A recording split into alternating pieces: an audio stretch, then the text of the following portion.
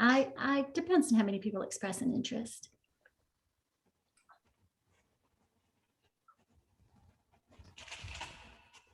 You doing well, Ruth? Yes, how about you? Awesome. Loving it that we actually have spring. I thought we were going to go right into summer and it was going to get super hot because it looked like it was going to do that. And then all of a sudden we started getting a lot of rain. It's been good. Loving the rain. There's Chris Smith. We have 3 more minutes. I think that's right. I know the clock is a little slow. 2 minutes and we will start.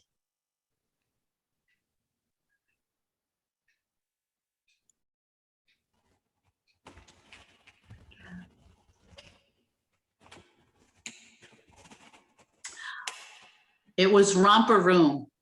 Was it Romper Room? Romper Room from when was that? Yes. It was, yeah, it was the hostess was Nancy Claster. And that was from the 50s to the early 60s. Yep, Yeah, that's when I Romper Room. watched it. Yep, Yeah, yep. yeah. Early That's 60s. cute. This is my own Romper Room. Oh, Yep. there's Jane. So this is your magic mirror. So she had a magic Dana says she was on Romper Room as a kid. Some people have Small all world. the luck, right? It was from 1953 to 1964. Wow. I watched it all the time as a kid. I watched it every day. Yeah, yeah. Oh, Romper that's Room. so cool. Dana, you have a twin who was on it with you? That was pretty cool. We're going to have to see if they have old recordings of it. Do you know if they do, Dana? Yeah, maybe. Maybe. She says yes. Awesome. Hey, Diana, it's good to see you.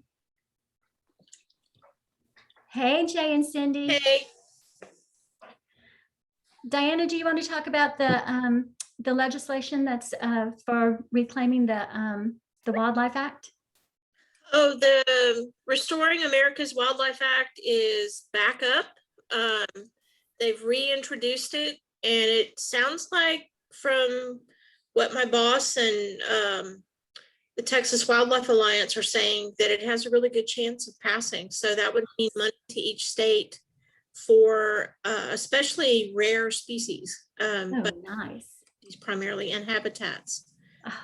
Oh, Means funding to other organizations and universities to do research, things like that. So it would mean, if it passes in this form, it would mean 50 million, I think, to Texas each year. oh, nice. That's what I think I read was 50 million would be Yeah, awesome for habitat restoration. pretty amazing. Yeah, so we're crossing our fingers and hoping that it passes. Awesome. So Scott, since you're on as co-host, will you check the weight room for me? I've been admitting people without your permission for a few minutes. I thought you were. I just want to make sure that you know that you are on task. I charge them $5 per admittance. Is that okay? It's so good. Now, what are we going to do with that money when we're done? We're gonna buy recycling boxes. That's what. That's it. That's exactly it. Y'all are great. I'm so glad you're all here. Let's get this party started. Let me go ahead and share my screen. There we go. Here's May's PowerPoint. And start from the beginning. Here we go. Here, that's awesome. Okay, so welcome to our May meeting. We have lots of things to do today. Brenda, are you, not Brenda, it's Melissa first. Melissa, have you unmuted? Yes. Here we go. unmuted. But I'm not in front of my computer, so. So do you want me to name everybody who's on this list right here? Yes, and our only new one is Robert Johnston, right? Right. And so I've added his picture also. I went back today and ran some reports and realized I had missed a few people who had recertified already. So grab some pictures so you can learn who everyone is, since we don't get to meet in person. And so we of course have Scott Ball, Susan Beckmeyer, Chuck Dingman, Steve Ellison, Kathy Herrick, Peter Jensen, and Robert Johnston, me and Bobby, Gail McConnell, Jay Rubens, Melissa Schubert, and Carson Stokes. And I was supposed to change Gail's picture and I forgot. Oh, I'm sorry, Gail. So I will get to that. I will fix that. And that was it for Melissa. You want to tell us how many hours we got this month and stuff? I'm not in front of the computer. I had to Okay. step out. But Okay. everybody's been logging hours great. The interns are doing wonderful. Most of them have all 4 sessions logged. So Good. that's good. If y'all would just keep logging your hours. And I mean, everybody's out and about volunteering at their venues. So it's pretty awesome. That is awesome news. I love spring. I'm so glad, this year when everything shut down, last year when everything shut down, I was like, but it's spring. What are we going to do? This is great to be able to get out and about. Thank you so much, Melissa, for giving us all the scoop. So I think Bruce is traveling right now. So I wanted to let you know that the state has decided to go ahead and host the Master Naturalist annual meeting, which is in October, as a hybrid event. They are going to have meetings at the venue, which is at the Dallas-Fort Worth Airport Marriott in Irving, Texas. And they're going to have the meeting also online. So if you're comfortable with going, you can go. And if you're comfortable with staying home, you can stay home. So that's going to be a wonderful place to be in October. Make sure you mark your calendars. We also have our TMN Tuesday coming up on the 11th. And this is going to be about control burns and why we burn and the effects of fire. So that looks like a good one. Remember, you can watch your TMN Tuesdays after the fact because they're all recorded and you still get AT hours for that. Most things that are recorded, you are not allowed to claim for hours, but the state is allowing us to claim our TMN Tuesdays. So get some hours in, especially last month's. It was 3 hours long. Watch that. And it's very interesting because it's all about Snowmageddon. This month is going to be the opposite. It's going to be about fire. Okay. So Caroline Cruz, are you on with us? Let me see where. Yes, I'm here. Awesome, Caroline. You want to tell us about the Nature Challenge? Sure. And thank you, Carolyn, for letting me join you all today. And in just a second, I don't know if you're able to let me possibly share my screen. Yeah, let me get in here and do that. Let's see. I'm on my iPad, so I hope it works. But yep, I just made you a co-host. See if it works now. Alrighty, let's see here, share screen, and let me see if it will let me do so. I will stop sharing. There we go. Okay.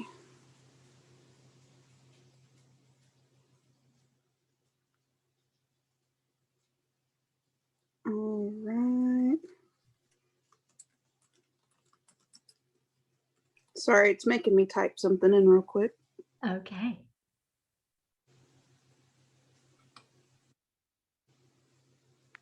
I'll just go ahead and see if I can pull that up. If not, I'll do that. But while I'm doing that, I will just kind of share with you guys. Again, my name is Caroline Cruz, and I work for the Texas A&M Forest Service. I'm here at the Conroe office that most of you are pretty familiar with. And before I really jump into anything, I know I don't have too much time, but I wanted just to say, first of all, thank you all for letting me come on to your meeting tonight, but also for just the dedication of the years of the Heartwood chapter, to all of the things and places that you go and help and do and teach and all of the outreach that you make, on the sake or the name of nature and the environment. And really to thank you all for everything that you do for the Forest Service and specifically for the Jones State Forest. If you don't come by too often. I mean, I've got the gardens right outside my office window. So seeing the volunteers Tuesdays, I think now some of them are coming Thursdays as well. And other times, I mean, it's just every day there's something new popping up in the gardens, and the wildscape just looks amazing. That, it's not just aesthetics, but we use that for education. And when we have student field trips come back to the forest next year, when we do have students on the north side of the forest, and teachers, when I do teacher trainings, we always use the wildscape and the demonstration gardens for education. So, no matter if you worked on it, 5 years ago, or if you're going to work on it next year or now, those are really used for education, not just to enhance, place and space for wildlife and pollinators, but it really pays it forward a lot because it's used for education. So thank you all for what you do. And what I wanted to talk to you briefly about is something called the Nature Challenge.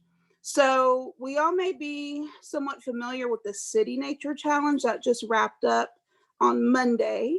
The Nature Challenge is Texas based, and it is year round. So where the City Nature Challenge is a worldwide event that happens over 4 days every spring, Nature Challenge happens year round in Texas. It's been around for quite a long time, but over really just maybe the last half of this past year into now is really being revamped, reworked, a lot of new resources, a new website. There's some data, some GPS, ArcMap, and Esri data that is all going towards the Nature Challenge. It is a joint effort between the Texas A&M Forest Service, between Texan by Nature, and also TCIN, Texas Children in Nature. So between those three entities, putting together the Nature Challenge, Texas Forest Service is kind of one of the main leaders of it and hosts the website for Nature Challenge, and also for developing or hosting the actual challenges that are put online and out to the public. So I wish I could, let me see if it'll let me pull something up really quickly, or I may just drop it into the chat box for you. The Nature Challenge, like I said, it's open year round, and it's pretty easy to find the website. And I'm going to see if I can drop this to you really quickly.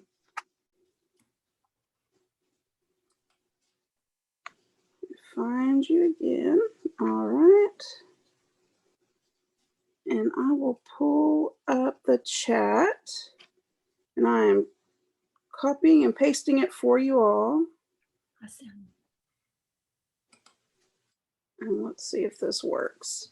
And it's really just at texasforestinfo.tamu for Texas A&M University.edu/Nature Challenge. So even if you were just to Google Texas Nature Challenge or Forest Service Nature Challenge, it should pop up. So again, what that is, it's a neat crowdsourcing opportunity across the state of Texas to host. There we go. Thank you for doing that. You're welcome. And what this is, and it is best if you look on a desktop, and that may be why mine Zoom doesn't want to let it pull up. But as you can see, if you could click on the challenge map tab, thank you so much. So there's different what are called challenges across the state of Texas. So this is still pretty new as far as like this reboot of the Nature Challenge. You see where it says active challenges 127. So there's different ones that are available that are put together by either nature centers, county parks, city parks. Katy Prairie Conservancy is one. If you click on one of those little icons right there, it will show you what the name of a challenge is. So there's the Katy Prairie Wildflower Challenge. And these things are not things that have to be brand new, made up. These can be things that sites or locations or nature centers already have as part of their outreach, and it's just making it fit with this nature challenge format. So on here you can see it says the audiences could be for families. The description for this challenge: participants walk to the trail at the Indian Grass Preserve looking for wildflowers and taking photos. Then it gives, information about that location or site and how to complete this challenge. Some of the challenges will say, snap a picture and then put it on your social media with, tagging Katy Prairie Conservancy on it. So it gives you all the information about this challenge. There's options for people to earn badges or digital badges as well. So there's a wide variety of what a challenge could look like.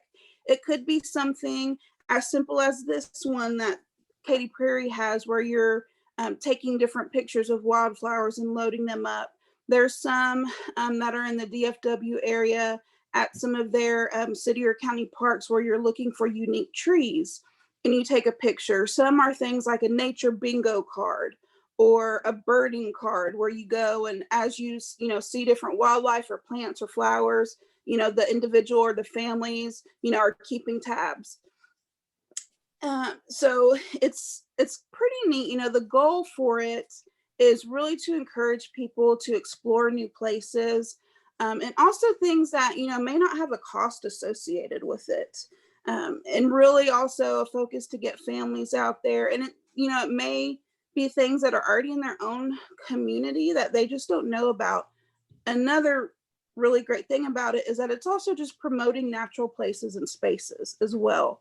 So it's another way just to spread the word for these natural places that are available and different things that individuals or families can do. So I encourage you all just to look through this website, look over it. There's even challenges that a person can do from home. Let's say they don't have access to leave the house, or there's even one of our partners has been working with Ronald McDonald House in Houston, and you have sick children and their family members that they may not be able to leave that campus for a certain amount of time, but we could provide them with a virtual challenge that they can do wherever they are. Basically, if they have access to the internet to see this, they can do that. So what we would like to do is to have some challenges made for the Jones State Forest. We had previously an app that we had an interactive trail at the Red Cockaded Woodpecker Trail close to our office. It was really fun. It was just a free app on your phone. It was virtual reality, augmented reality. It was all nature-based about the Jones State Forest. That app has gone away. We paid for it with a grant. The grant is no longer in place, and we just can't afford that really pricey app anymore. So, it's just another way to have some other promotion and to encourage people to come out and just do some fun activities. So, that was mainly what I wanted to talk to you about today, this nature challenge, thinking about some challenges for the Jones State Forest. And we're also going to invite you to a more in-depth presentation about nature challenge and what it means to be a provider. We would be considered a provider because we're going to, eventually post some nature challenges to the website. It's free to do, as you can see, like the Katy Prairie one. I mean, that's something they already probably have. They may have just copied and pasted that from their website for all I know. It's not anything crazy that they, came up with. It's pretty simple things, but you can make it as creative, as in-depth, as involved, and have like different levels of challenges. Some that may be, really youth-based, some that are family-based, some that are just adult-based or for anyone to participate in. So we'd like to host another training with one of the state coordinators for the Nature Challenge, making a special presentation for the chapter to go over a little bit more detail about putting together and creating some of these challenges. And what I wanted to share with you all is, once we kind of pilot these challenges, as you can see, there's not that many in our area around Houston yet. So if we can kind of guinea pig some of the types of challenges and get creative with them, what we'd like to offer you is, if you would like to try to get some of the other sites or locations where you all have projects at, or that you like to visit or volunteer at, if you need help introducing Nature Challenge, say to Jesse Jones Park, and want to see about getting some there, or at Mercer, or wherever it is that you may have other projects at, and you need help selling it to their staff, we will help you do that. And with the knowledge that we kind of create making our own challenges, we can pass the information along, some tips and tricks, or troubleshoot and give some ideas to them. So that's, we're getting really behind Nature Challenge. We want it to be successful and fun. And we want, some input on making those. So we will help you, kind of promote this and put it in the ear of some of the other sites that you all work at. We want to make sure to help you do that if it's something that you want to do. Awesome. So the next orientation will be on May 27th via Zoom. And should people email you about a link, or do you want me to just drop it in the bulletin?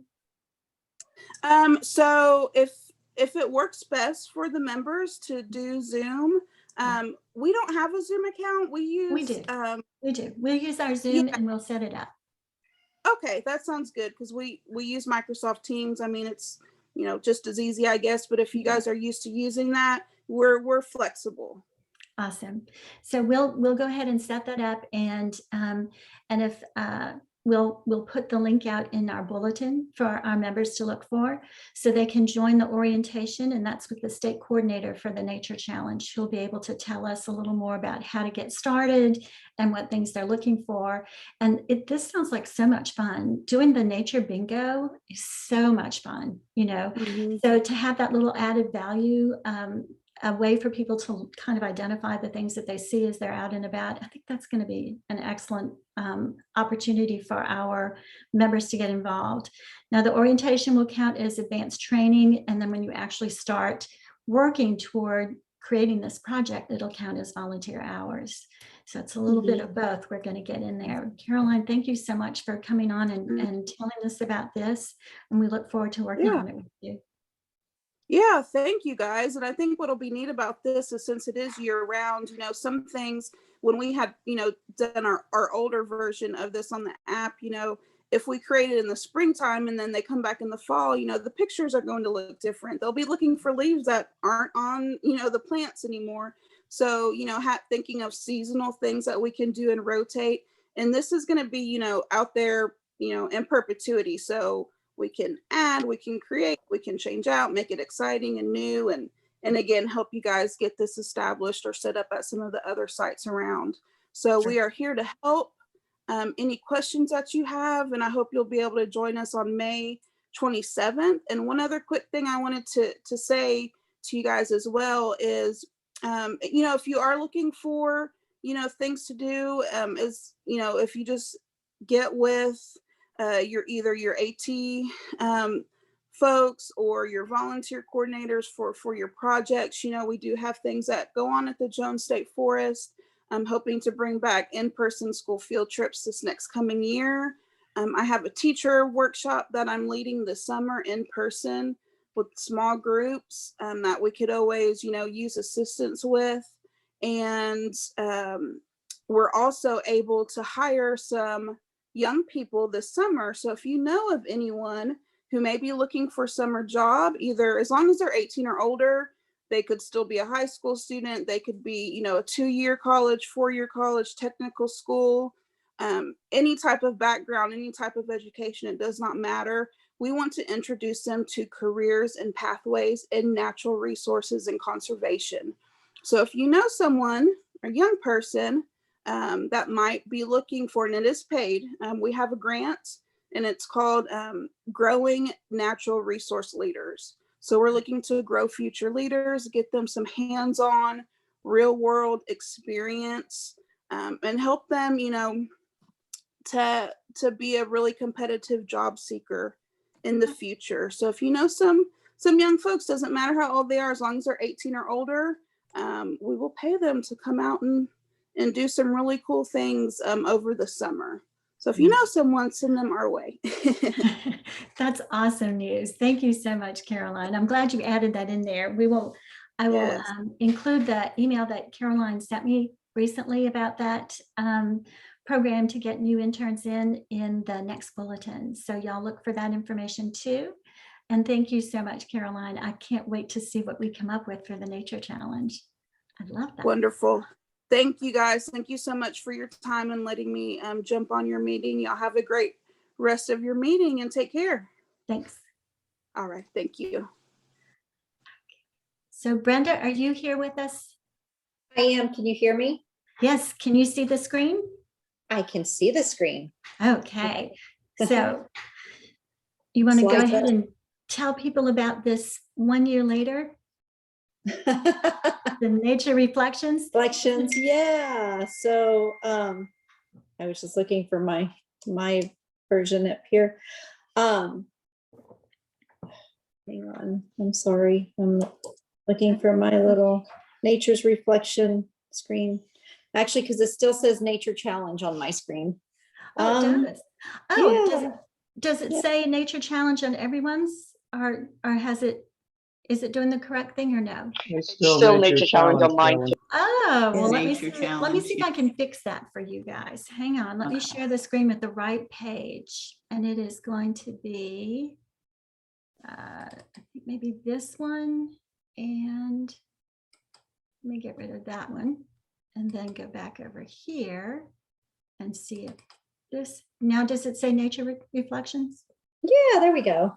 Yay! Yay! I figured it out and it took only like a second. Woo! Every now and then. Every now and then. Every now and then. It all comes together.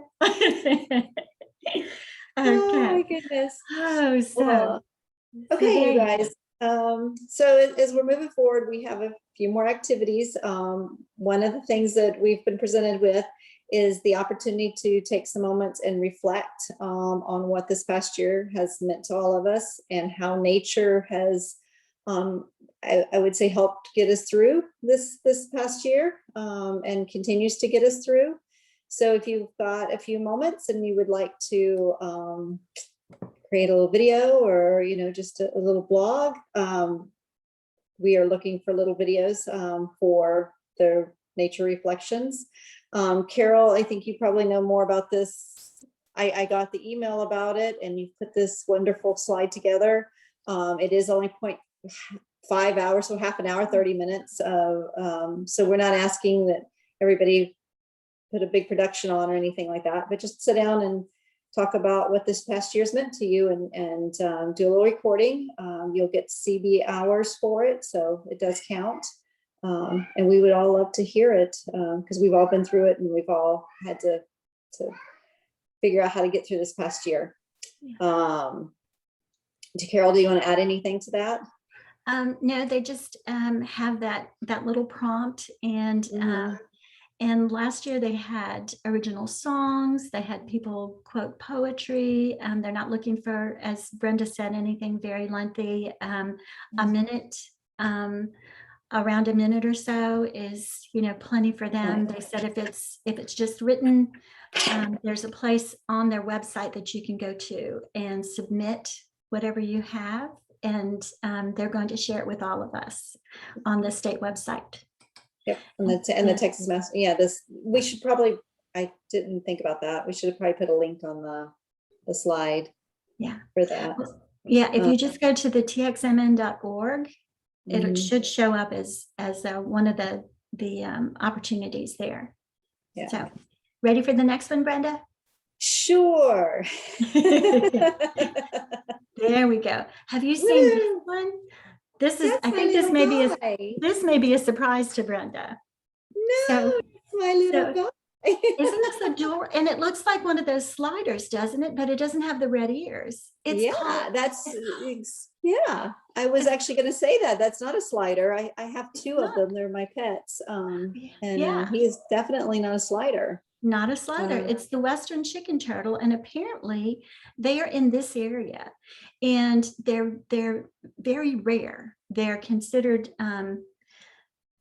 because sightings Endangered? of them is rare. So Mhm. I think the Elusive. last time one was seen in Montgomery County was 2017 was the last wow. recorded sighting. So Mm. if you see one, you're asked to report it to the University of Houston Clear Lake's Western Chicken Turtle Project. And they're only on the eastern side of the state, but they're still the Western Chicken Turtle. So Carolyn, on this, is this an iNaturalist type thing, or is this going to be on that website, or can we do It's going to both? be on that website, but I would Okay. actually record it on both because you know, other people can use that, the iNaturalist as well. So so get pictures of them, you know, make sure that one of the distinguishing marks is not just the fact that it doesn't have the ears and stuff, but the front of its legs are a Mhm. solid color instead of having that banding or that the stripes like a regular slider does.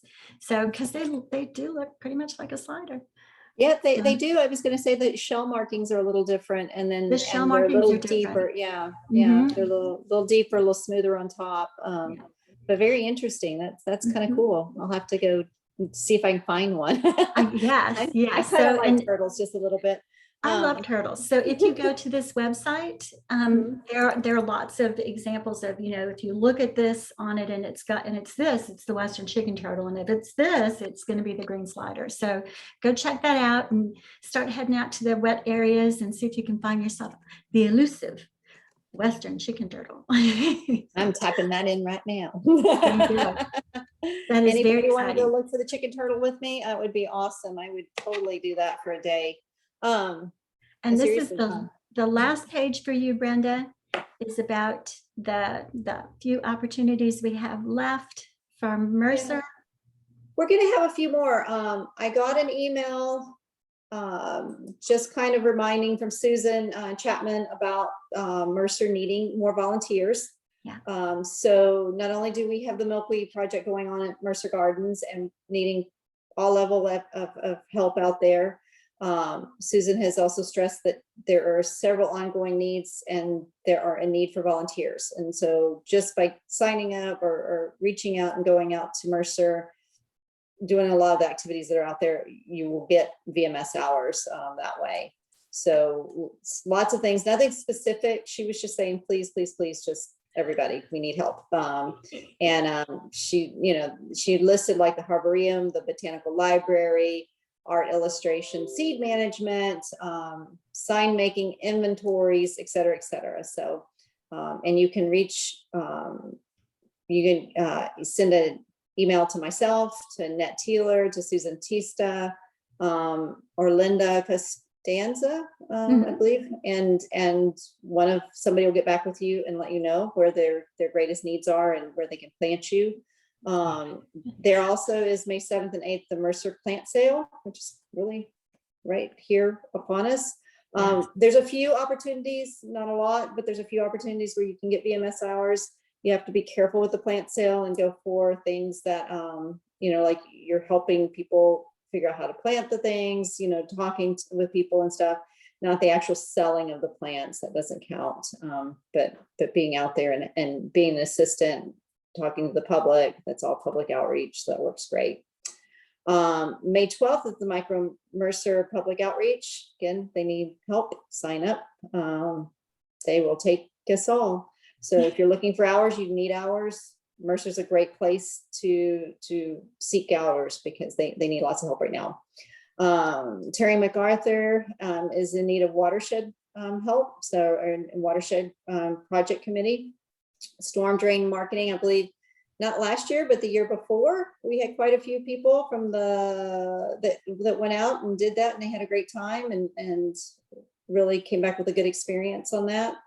And always the invasive removal. If you want a good workout, get sweaty and get hot, have a good laugh. The Woodlands, there is You will love weeds and vines and everything. It's a good time though. Everybody has fun. It's along the trails. You just have to watch out for the joggers and the bikers. They'll come and get you anyway. But yeah, again, there are opportunities out there for hours. So if y'all are needing hours and all of these things so far that I've talked about, even Mercer Gardens, there is social distancing. There are COVID, standards set in place and stuff. Everybody's trying to make everything as safe as they possibly can, but while trying to get back engaged and active again. Jones Forest, y'all just heard Carolyn talk. Tuesdays are our typical days out there. We are trying to expand to Tuesday or to Thursdays as well. We have lots and lots of work, and we are welcoming everybody. We're going to try and get a group together to start going across the street. And y'all can blame my daughter for this one, for being the trash pickup, or as we like to call it, forest keeping. She went out and walked her dog out there for a couple hours one day, and her and her boyfriend ended up picking up a lot of trash. And I talked to Connor about it, and he said he would love a group of people that would just come by, grab a stick. He'll provide sticks and he'll provide bags, and he'll even provide the dumpster to dump everything with. To come grab that stuff and head over and just take a walk and start picking up basically left behind dog poop bags. As my daughter gracefully said, she goes, Mom, why do they do this? They bag it, they tie it, but they put it on the side of the path. I was like, I don't know. That doesn't make any sense. So anyway, so right now, those are the three that we have. We are, you guys stay positive and look forward to the summer. We're going to have a lot more. I think things are looking up, and we're looking like we're going to be able to tackle a lot more. And our gallant president there is leading the way. Thank you very much for your slide work and everything too. It's been great. You are so welcome, Brenda. Great.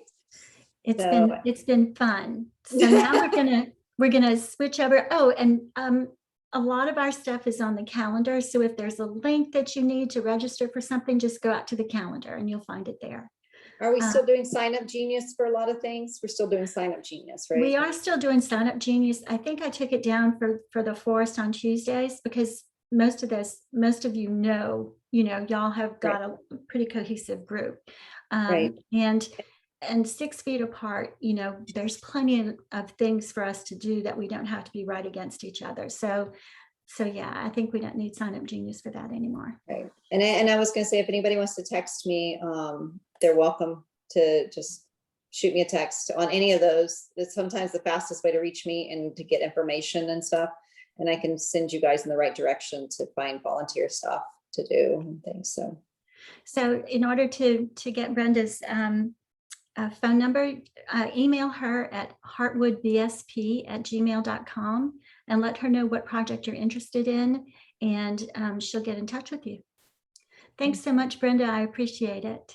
Thanks, Hey, Karen. Scott, you got a minute to talk about the Friends of Lake Livingston? I'm still sort of stuck on the Western chicken turtle. So Are you? that's actually pretty exciting. I never knew there was such a thing. So now I'm going to be looking for them. So that's Yes. Yeah. I had I'm no idea. a reptile kind of guy. Oh, man. I think we need to create a group and we all go out looking for this little turtle, because I think that would be so cool to find that little turtle now. I'm like, I assumed all those turtles were sliders. Now I know better, so I'm going to be looking. Yeah, I thought they were all sliders too. So just in time, my dog started barking in the background. So I hope that's not distracting. My wife is trying to deal with that. Just for a couple of minutes, there's a volunteer opportunity coming up for our Friends of Lake Livingston project. If you look closely in the picture, there's several Heartwood members in that picture. There's one. This project's been underway since 2013. The goal is like right at the top. It's Aquatic Plant Restoration Project. It's co-sponsored by Texas Parks and Wildlife and the Trinity River Authority. I got involved about 2017. Between 2013 to 2017, the group planted about 10,000 plants at multiple sites around the edge of Lake Livingston. Since 2017 to date, we've put in another 25,000. So long story short, we've been treading water like everybody else for the past year and a half. It seems like forever. We're going to have an outdoor event that's going to be May 22nd. That's on a Saturday at 9 o'clock. It's going to be launched out of the Carolina Creek Christian Camp. So for those of you that think that's a really long drive for a Heartwood member, it's literally about a 45-minute drive from the Woodlands up to there. Beautiful area, beautiful creek that's attached to Lake Livingston. We're going to have a couple of boats, 3 boats out there at least. Parks and Wildlife will have their boat. We'll have an airboat from the Trinity River Authority, and then a party boat that's going to be donated by the Carolina Creek Christian Camp. If you like being outdoors and stomping around in the mud and getting muddy and wet a little bit, this project is one of the more, as we know, as far as we've been told, one of the better aquatic restoration projects in the United States.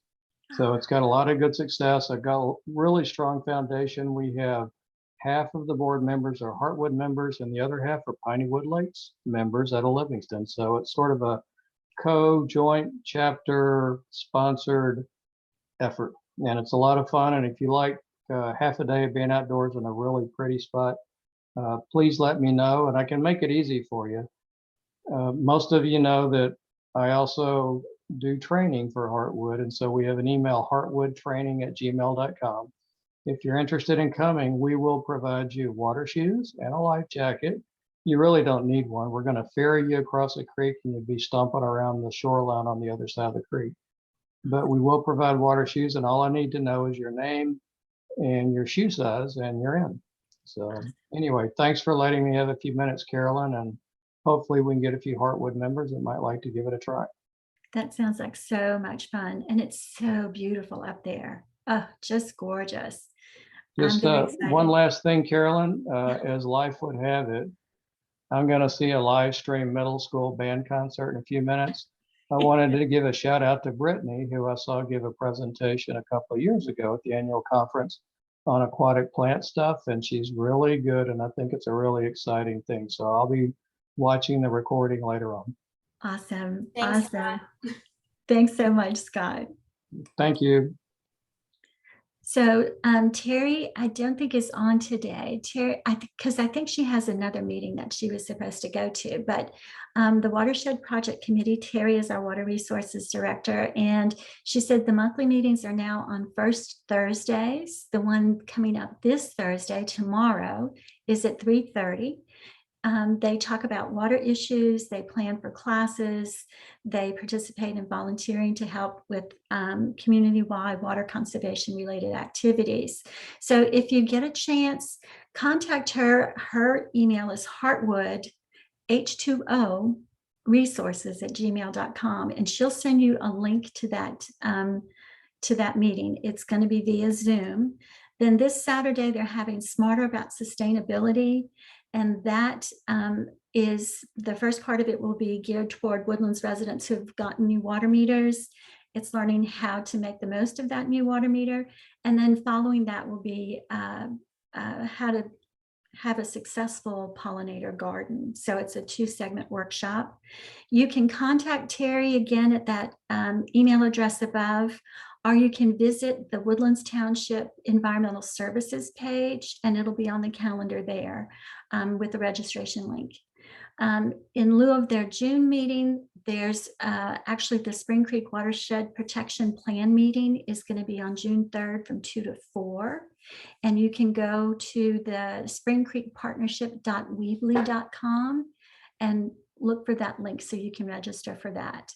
So water is going to be more and more important in Texas as we have more and more people moving into the state, and water will become critical. So please do get involved with the Watershed Committee. So Sarah, are you with me? There you are. Hello, I am. Yep. Perfect. Okay, so I'm just going to make this quite brief. We're looking for new members for the Diversity Committee. We're looking to help develop some ideas and projects to promote diversity within the chapter. Particularly at the moment, we have a semi-secret statewide project on the go that I've been talking about the board, and I would love some help with that. And we're also looking to develop more ideas for projects, more ideas for articles, advanced training, volunteer opportunities that relate to diversity. Excuse me. And we've also just looking at, just people to join us. We'd like to write some articles to keep people up to date. We've got a couple of projects on the go. So if anyone's interested in helping out the diversity committee or loves writing articles and would like to help us with that, we would greatly appreciate it. I forgot to send Carolyn the email to put on this, so I will drop the email in the chat. That was my Awesome. bad. Awesome. But yeah, so Yep. and I see someone has already commented, so excellent. That's great. I've Good. already got one new member. Good. There you go. So 2 new members. There you go. It's chat Awesome. notifications are popping up on my phone. Awesome. So yeah, and Put your if you email in there, send me a Sarah. message, yeah, I will Put that get email back in in there. touch and we can arrange some meetings. So that's Perfect. all I have to That say. is- And that picture is wonderful, by the way. I love that picture. That's one of my favorites. I love the shark too. Okay. Thanks. Thank you so much, Sarah. On we go. And here we have another one of my favorite pictures. Sarah, Sharon, are you still online with me? There you are. I'm still online with you. There we go. Tell us about the recycling committee. Okay, so we're going to try to ramp up our recycling efforts, and we're working with TerraCycle mainly because they're just this excellent organization that can recycle almost, well, darn near everything, whether you want to separate it, depending on how hard you want to work at it and whether you're willing to pay a little bit for sending it off.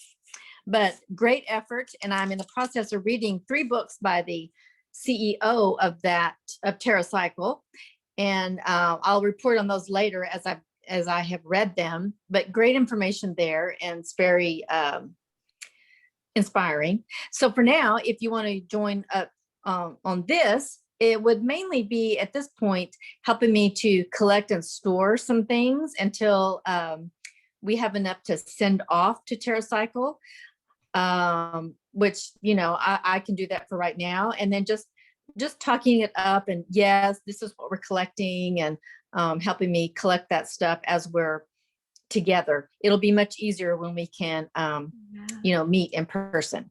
So I'm really excited about that. I think it's written there. That you'll see written what all we are collecting, and there's several things. The picture there shows like candy wrappers and granola bar wrappers, and who doesn't have those? So anyway, easy. It's a lot of these things are easy peasy to collect. You already have them around your house, and I would challenge everyone really to go to the furthest level you can, and that is to, when you're in the grocery store, consider before you buy something what you're going to do with the packaging. And maybe you could buy something different or not buy that thing at all, or, you know, that's kind of just something to consider, because out of sight is not out of mind. I mean, that trash doesn't just disappear. It's going to come back and haunt you, haunt all of us. So that's it. Thank you so much, Sharon. This is also going to be very, very critical. The more people we have, and the more garbage we generate. And they said that 30% more garbage was generated when we were all shut in. So that's not good. That is so not good. But it was probably all the people binging on all the chocolate trying to stay calm. Right. Exact. Drinking all that coffee, right? So yes, there's so many coffee things that pods. Coffee pods. There's so many things that we can recycle that don't cost any money. There are things that do. For instance, coffee pods would have a charge. We're going to have a survey that's going to go out to find out kind of what you're interested, what all the committee, what all the members are interested in recycling. What do they consider their worst recycling nightmare? And so we want you to be on the lookout for that. Right. And I'll also after a while show some things that you can upcycle and little crafts and things you can make with your trash instead of throwing it away. So that might be kind of fun, and we'll turn into a challenge later on. So awesome. Now that sounds like fun. So if you do want to join the recycling committee, just email Sharon at sgnew58@aol.com. That's right. And this, Mercer has native plants, and they are having a sale this weekend. And one of our focuses here is to make sure people are replacing those plants that are non-native with those native plants. So if you get a chance to go out this weekend and do some shopping, do. They are still in need of volunteers to help. Now, not all the positions are qualifying for VMS hours. If you're, helping round up wagons and stuff, that doesn't really count, but it's such a worthwhile event. And it's going to be gorgeous weather this weekend. So please, if you get a chance to help, contact Jay Hartwell at hcp4.net. That's Jamie Hartwell's email address at Harris County Precinct 4, and she'd be glad to put you to work. So, and now it's your turn, Maury. We can get to the meat of the meeting. I think this is our longest office business meeting we've ever had. Yeah. Okay, well, can you hear me? I can hear you. Okay, we have fortunate to have Brittany Chesser this evening. She's commenced her aquatic interest career back in 2014, 2015, when she served as an aquaculture student worker while attending Delaware State University. And that's where she graduated with her Bachelor of Science degree in natural resources. So back in 2016, after that, she took that interest and brought it to work at Disney World as an aquaculture professional intern for 6 months. That sounds kind of fun.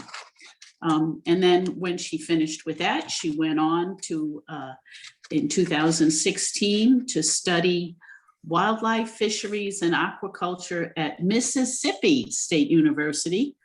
And this is where she achieved in May 2019 her Master of Science degree. And now for the past 2 years, Brittany has served as the Aquatic Vegetation Management Extension Program Specialist. Whew, that's a mouthful. In College Station. And she is working at the Aquatic Diagnostics Laboratory at TAMU. And so she has graciously agreed to share her expertise with us. And, for those of you who might be interested in working with Scott at the lake project with aquatics and planting plants, this might be particularly interesting to learn about some of the plants that do exist in Lake Livingston. So Brittany, thank you so much for joining us, and it's all yours. Great, thank you. And thank you all for having me. I'm going to go ahead and share my screen. Let's see.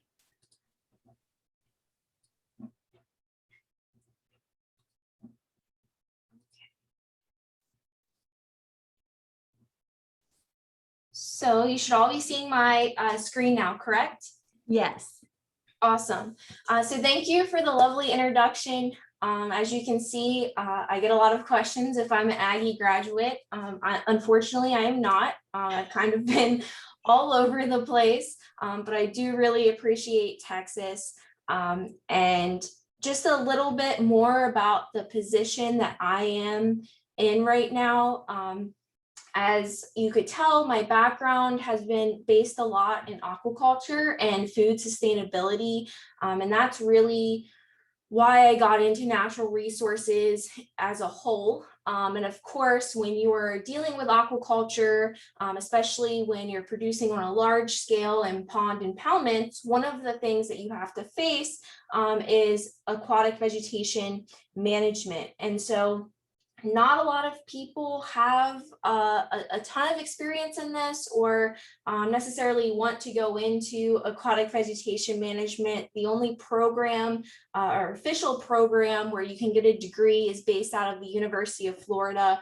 So it's pretty limited to have a degree necessarily in this. And that's why I'm kind of in a different type of background.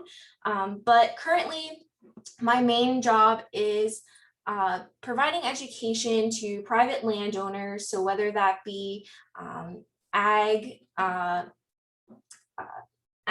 producers, whether it be stakeholders, I'm letting them know, not only identifying what they have in their pond, but what are the management options available to them, and what do these management options, how do these impact other things going on in the pond, of course.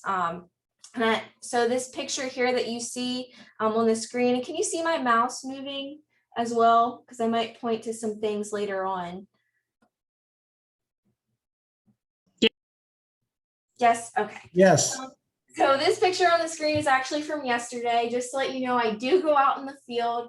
I have a couple of different site visits that I do pretty regularly. And then of course, since I'm statewide, I do other site visits around the state. And so this is me after a 3-day trip yesterday to kind of get a glimpse of me. If you're at an extension program, and if you see a blonde, maybe with bad posture in the pond, playing with algae and plants, that's probably going to be me. And so going ahead and getting started,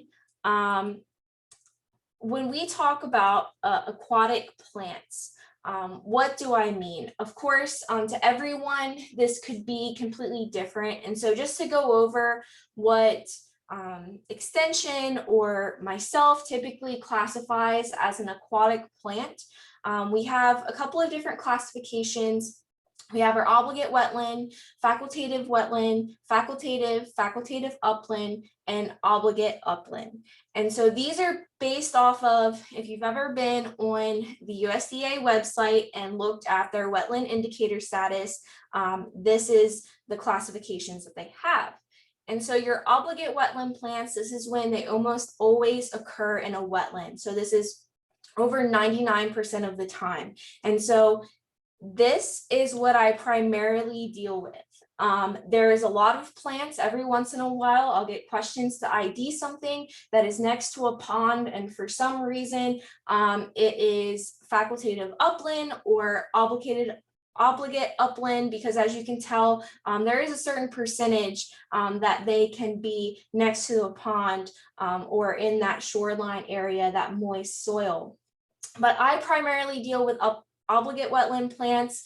And so one of my passions, I guess you could say, or one of my interests is identifying, looking at different algae, different management of algae and the tens of thousands of species that there is. And we'll go over some broad classifications of algae in a minute. And then also some of the submerged vegetation as well. And so I know there's a lot of shoreline plants that are very, have a lot of aesthetic value, and a lot of people know them off the top of their head, and a lot of people can tell me several different facts about them, and I do care about those plants, and I do think that they're important, but they get a lot of attention, whereas what's in the middle of the pond doesn't necessarily get a lot of attention, and we'll talk about that in a minute.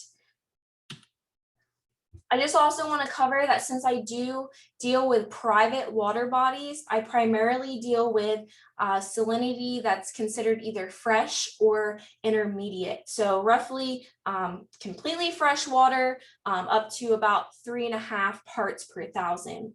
And so depending on where you are in the state, more in East Texas, we're going to see that fresh water.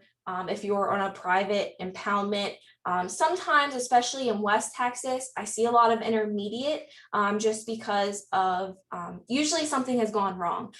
Different wells, you have saltwater intrusion going into your wells and different things like that, which can also happen in the East regions as well, but it's pretty uncommon, or at least that's what I see, because like mentioned, I also am the diagnostic scientist for our aquatic diagnostics lab that is on campus. And so I see a lot of water samples from across the state, and typically My main job is running base water chemistry analysis. So testing about 8 or 9 different parameters and seeing if the water is suitable for a fishery, and then comparing those levels that are in a pond to optimal and acceptable levels, and then recommending any amendments that could bring those levels to those optimal ranges.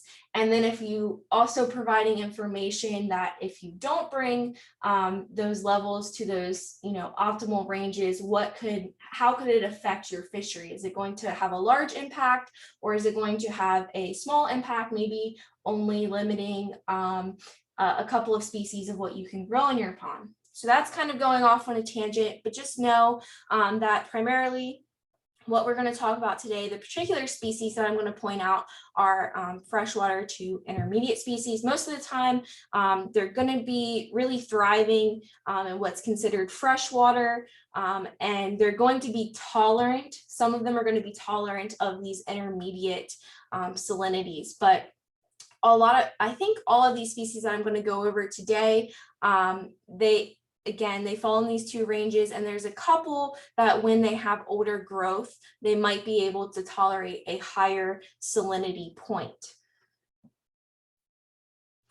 And so this is what I like to show at the beginning of a lot of my PowerPoints, just because I think it's important to understand kind of both sides of it.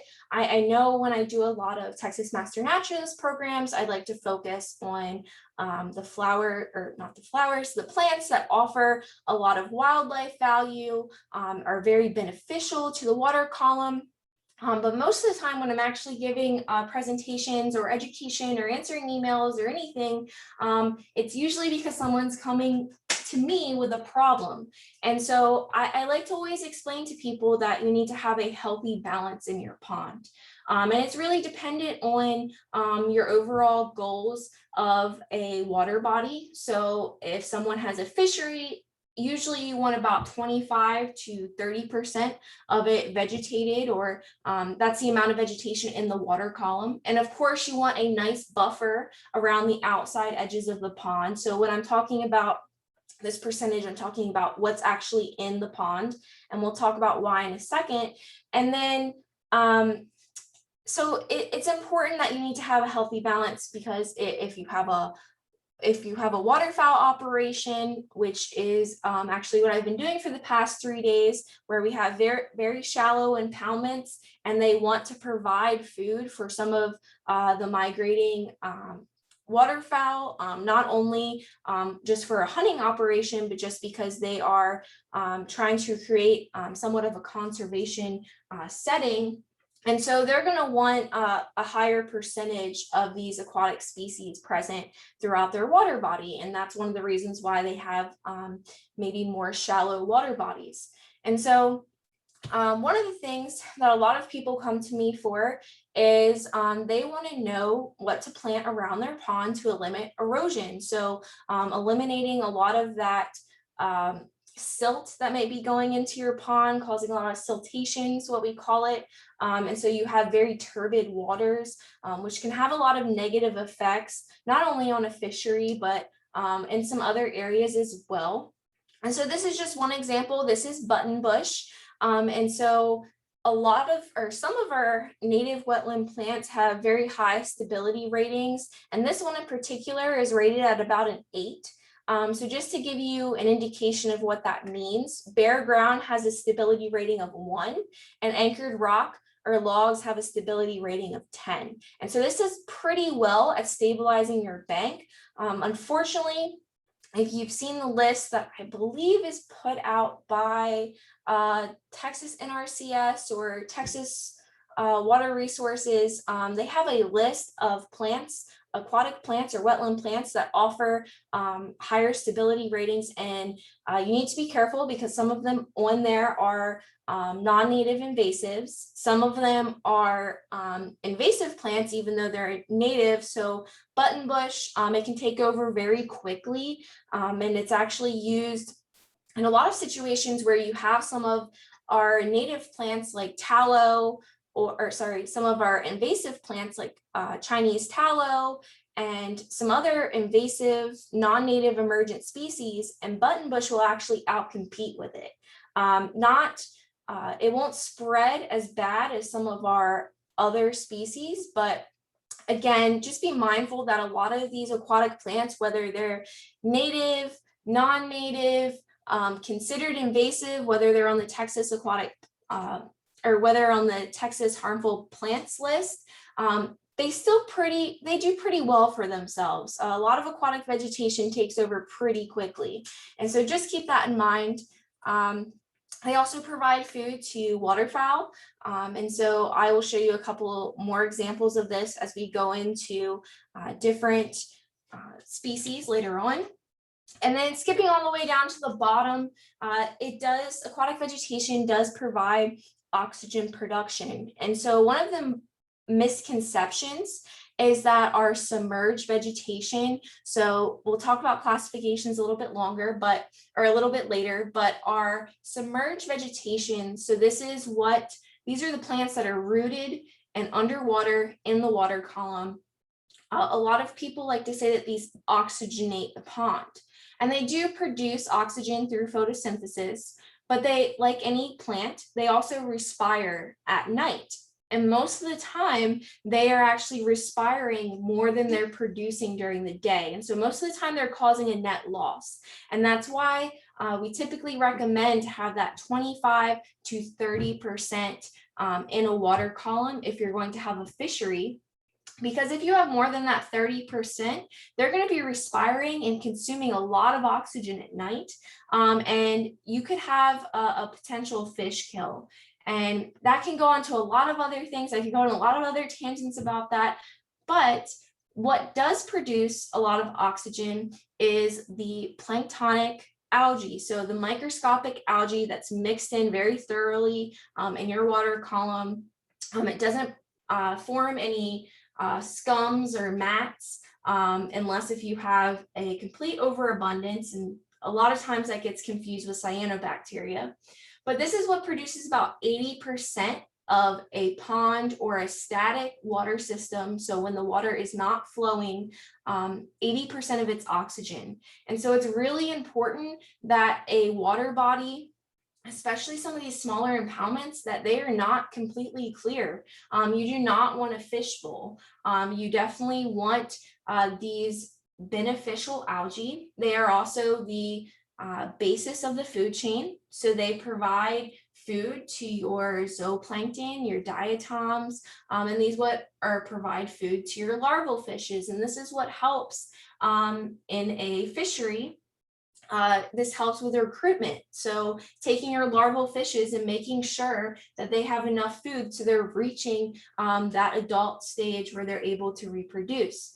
And so moving on to kind of the negative side, or the cons, I guess you would say, if you have an overabundance, is a lot of our aquatic vegetation, as you probably already know, can increase water loss. And so a common example that a lot of people like to use is water hyacinth, because it's very non-native, invasive plant that a lot of people know about. There's been a lot of research. I know that they put out numbers on the impacts that water hyacinth has on the Nile River and its evaporation rates, because it can increase the evaporation rate by 200 to 300%.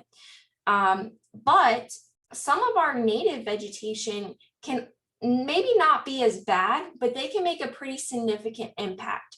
So our cattails, like you see in this picture here, they can increase water loss about 75 to 80%. And so the average evaporation rate for our ponds throughout the whole state of Texas, so of course it's going to vary from region to region, but we like to just give it a average number of about 5 feet of evaporation per year. And so if you have 5 feet of evaporation per year, and that's increased even only by that 75 to 80%, you're going to have a really big issue with keeping water in your impoundment. Another thing with this vegetation, particularly something like cattails or rushes and sedges. As you can see here in this picture, they provide these nice dense areas. And this is where a lot of the noxious insects, also some of our beneficial insects. So again, it's kind of a double-edged sword there. This is where they like to reproduce because these are the nice, calm, hidden, safe areas of the water. Here is a pond just a couple of weeks ago that is completely covered with giant Salvinia. And so as you can see here, this is something that can definitely limit your recreational activities.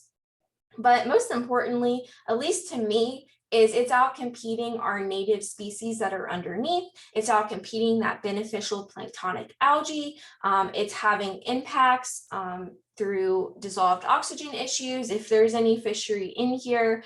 And so as you can see, it can become a really big issue. And then of course, our aquatic vegetation, or what we group into our aquatic vegetation, can be toxic. And so I'm not going to go too much into this today because I know it's a pretty hot topic, but cyanobacteria, since it is mixed in with our planktonic and filamentous forms of algae, it's something that I also help landowners with in terms of identification and managing. And so as you can see here, this is in a downwind area of a pond where you're typically going to see a lot of your surface scums like cyanobacteria. And it's already having the effect of a fish kill. And so I got this picture and I was immediately worried because as you see, there are 2 dogs on this pond. And so luckily the dogs are safe, but just a little hint, if you are dealing with a cyanobacteria issue and if you're waiting for someone to get back to you, if you're starting to see any of your aquatic organisms die off, make sure that you're taking your animals and your livestock or whatever, your companion animals, off of the pond completely even before you get any type of proper ID on this, because your aquatic organisms will definitely be the ones, a very good indicator when they begin dying off that something's going wrong in your pond. And like I said, we could talk forever on this, but we're going to move on to our identification. So we're going to talk about a couple of plants in each classification. And so I'll show some resources later, but typically there's going to be these 4 classifications for aquatic plants. Every once in a while, it differs a little bit, and I'll tell you where in a second. But our first classification is algae. So this is primitive, non-seed bearing plants with no roots, stems, or true leaves. And we have 3 major classifications of algae. We're only going to cover the macroalgae today, but we already talked about the planktonic algae a little bit. And then what you see here in this picture is filamentous algae. So filamentous algae, it's very tough, very hard to pull apart. It's probably what you all are very used to. You can see the large surface scum mats in this picture up above. But filamentous algae, there's thousands of species. There's when we're dealing with management, we have an early season algae, and then we also have a late season algae, and they're a mix of different genera, and they require different management. So that's a topic that we could spend forever on, but we'll cover some macroalgae. Floating plants. So this is where all parts of the plant float, including the roots. And so this is where it differs sometimes if you're looking at different resources. Sometimes they classify or they group in our floating plants. And then, so our floating plants is where everything floats, including the roots, and they also group it in with floating leaved plants. So water lilies, and then some of our pondweeds, just as an example. I personally don't do that. it's a floating plant if all parts of the plant floats. If it is a pondweed that has a floating leaf, I consider it still to be submerged because most of the root system is underwater and it is rooted with those limp stems. Like the rest of the pondweeds, the true pondweeds or, your hydrilla, your kabamba, some of these other species. And then emergent plants, this is rooted with stiff or rigid stems with all or parts standing above the water surface.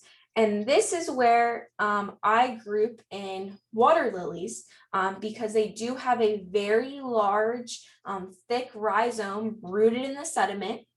And then they have a leaf that is floating at the top of the water surface, but most of the time their flower is either floating also at the water surface or slightly above the water surface. And so this is what at least our program groups water lilies into, and they kind of have similar management implications to a lot of our emergent plants.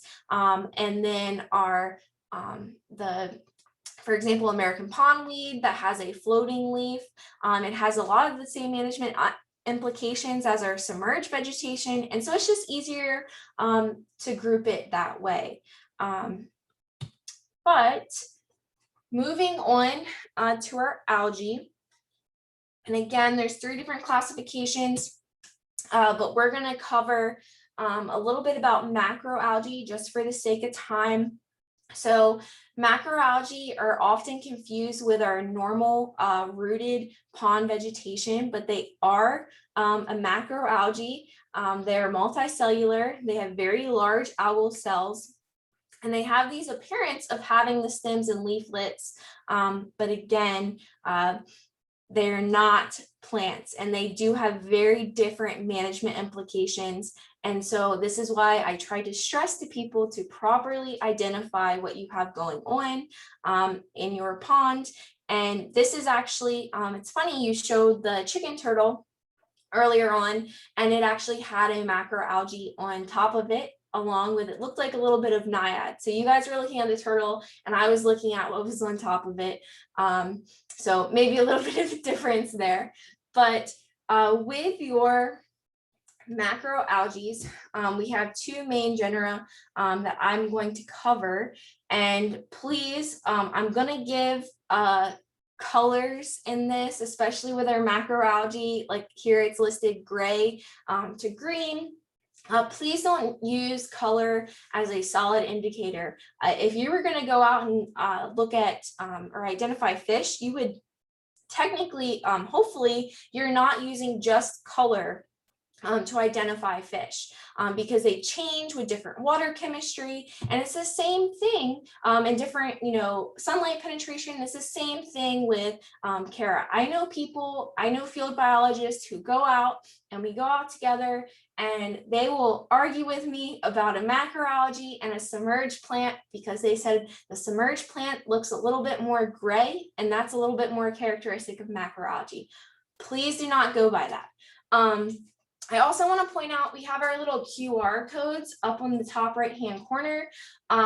If you don't know what a QR code is, you can put your cell phone up and go to your camera, and it should have a Safari link that pops down, and this will link you to our Aqua Plant website and our particular page on whatever species I'm covering. I just thought it was a cool thing. Usually when I'm doing something, whether it's attending a presentation or watching TV, I'm usually on my phone researching it as well. So I figured that there's probably some other people out there like me.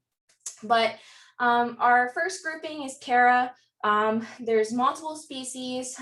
Sometimes we can distinguish between these species, but usually they require a microscope and very, you have to go pretty in depth to distinguish between a lot of these species. Again, some of them are more obvious than others. Many of the Kara species are utilized by waterfowl, particularly diving ducks, as a food source.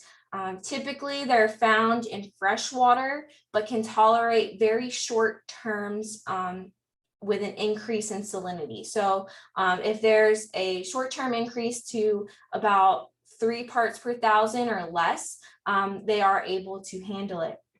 So a lot of people like to call Cara muskgrass because it has a garlic-like odor. If you crunch it up in your hand, it's supposed to give off again, that garlic-like odor, that skunk smell.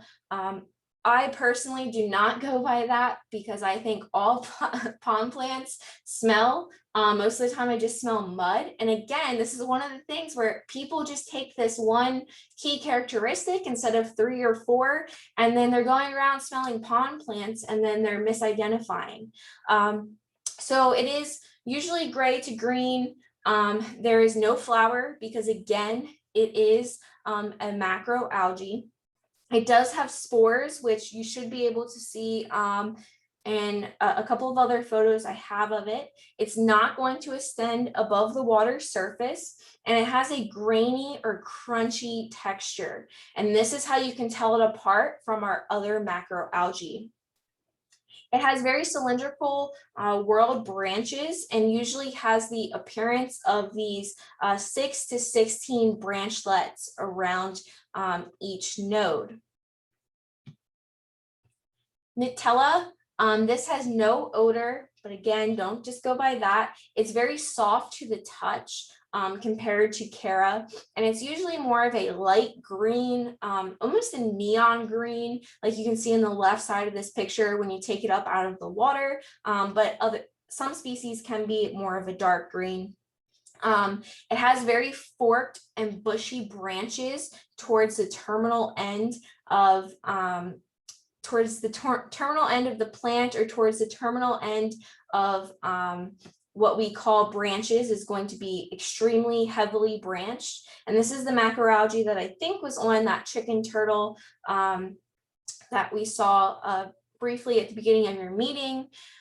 This usually grows in about 3 to 6 feet of fresh water, and it's lightly attached to the pond bottom. And so again, it's not going to be rooted, but it might be lightly attached. And so this might give you a false indication that it's a submerged species. This, in contrast to Cara, this has no direct food value to wildlife, or at least not that researchers know of.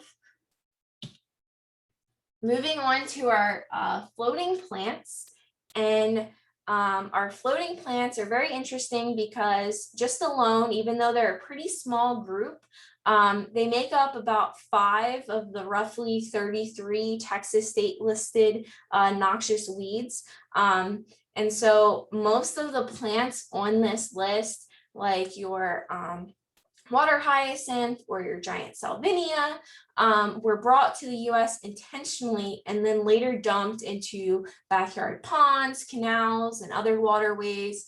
And so I think a funny story about water hyacinth is a lot of people know, I wouldn't be surprised if all of you knew, that water hyacinth was introduced in the late 1800s at the World's Cotton Fair in New Orleans. I'm probably getting the name of the fair wrong. It's been a minute since I've processed this information, but it was brought in the late 1800s. And in Florida, of course, you probably know of all the noxious vegetation that Florida has to deal with. Kind of a joke we have in our field is, well, at least we're not Florida. So Florida has a very large water hyacinth issue, and they actually have the name of the gentleman who first introduced it to their St. John's Canal, and his name is blasted all over the internet. So I think it's very interesting. It's funny, a little sad that they were able to trace it back to him. So just be very mindful of the plants that you're getting to put into your ponds, and of course this can apply to your landscapes as well. Mary Pearl actually sent me a picture a couple of weeks ago. She was in Seattle, and I think her Walgreens or CVS was selling something that was just named hyacinth on it. It didn't have a species name, which is kind of alarming, but I guess in Seattle they might have a different luxury because everything or a lot of things tend to die off during the winter. we don't have that in Texas. So here's a picture here of a nutria swimming in some nice floating plants. And if you see these names, these are actually photos that were given to me through a project, and I'll talk about that at the very end. So these are Texas Master Naturalists who have taken these photos, and they've allowed me to use them in my extension work, and I'm extremely grateful. So Janet sent in this picture, and she wasn't sure of the ID, and she sent in closer pictures, and I'm very thankful that she did. And this is giant Salvinia. And you'll see that a lot of our floating plants might look very similar because they're pretty small, especially further away. And then if you look right up close, you're able to get a good indication of what it is. And so I don't cover giant Salvinia because I think it gets a lot of media attention, but I just thought you would like to see that nice little up close right there. So these are the pictures that I usually get. And people are usually like, help me with my pond, what's going on? And so from this picture, I can see that they're probably concerned about this weed growing out in the middle of their pond, which is a species of smartweed. For time's sake, I'm not going to cover that, but they're also pretty concerned about what they call this grainy algae. And of course, this does not look like any type of algae that I know of. And so I immediately know it's one of our floating plants. And so I have a pretty confident guess just by, going through a lot of these pictures every year, going on a lot of site visits, that the way it's shaped, the size comparison, that this is a type of duckweed. But it could also be potentially, or this could also be mixed in a watermill. And so when you look at these two side by side, it might be pretty easy to tell that duckweed is larger than watermill. But if you don't have anything to compare it to, that's really not a good indication. And so here is some really awesome photos of duckweed. Any species of duckweed will at least have one root nerve hanging off of what we like to call frauds. So that's those little tiny leaves. That's the technical term for it. And so it can either have one fraud or it can be in clusters, just depending on, again, the species. And then watermill. So this does not have any root nerves. And so this is kind of the exception when it comes to rooted plants, because it is a plant. It's actually the world's smallest flowering plant, but it does not have any root nerves. So taking this a little bit further, a lot of our duckweeds in the Limna genus are native. And a lot of our what's called giant duckweed, which you see here in this picture, is also native. And so giant duckweed, I think I have, let me put this in the chat, but I did a publication on identifying duckweed species. And I thought it was just a really cool publication because usually people are just like, oh, that's duckweed. So I actually found by doing the publication that some of the information that we had on our Aquaplant website was wrong. Because if you look at this picture, this is a very prominent pigment that's on top of this fraud, right? So it's a very prominent dot. But like I said, this is giant duckweed. It has this pigmented underside as well. It has a lot of root nerves per fraud, but this was listed actually as dotted duckweed on our website. And so dotted duckweed is actually listed as a Texas harmful plant. So it's illegal to reproduce, possess, propagate, and we'll talk about that a little bit later. So of course, Common names can be very confusing. And if you look at that publication, you'll see, if I put it, I don't think you'll be able to see it, but if you look at that publication, you'll see that dotted duckweed actually does have 3 dots on top of the frond, but they do not have any pigmentation. You actually need to see it in the light and see the light actually hit that. And so it kind of has a misleading name. It has more of a dotted texture than a pigmented dot. And so that's probably more that you wanted to know about duckweed, but I really like some of these small plants. Watermill, this is found just like duckweed in a lot of our quiet, shallow waters. You're going to see it in a lot of our downwind areas most of the time, especially if someone has any type of aeration or if you have any water flow in your pond, you're going to see it in these areas. And a lot of these smaller species do really well in wooded swamps or where trees and brush also protect against them in terms of wave action. Both of these are pretty intolerant of salinity, so they stay in these very freshwater environments. In particular, with our duckweed species, we can typically tell them apart just by looking very closely, but with our watermill species, we actually need a microscope for species identification. And so these look completely round, and it's really cool. There is a couple of species that are round, but there's a couple of species, if you look close enough, they're actually peaked. And so I think that's interesting. There's no known value in terms of a food source for wildlife for watermill. Moving on to Azola. And so there are 2 species that you can find in Texas.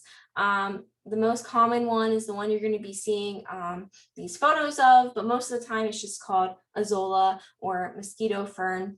And so it has very overlapping leaves, almost like roof shingles, and it's deeply bilobed.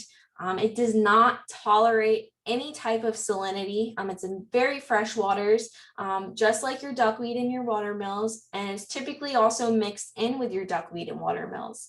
And so this also has a lot of other, a lot of management implications. Usually when I do talks in terms of identifying even these tiny small plants can make a huge difference.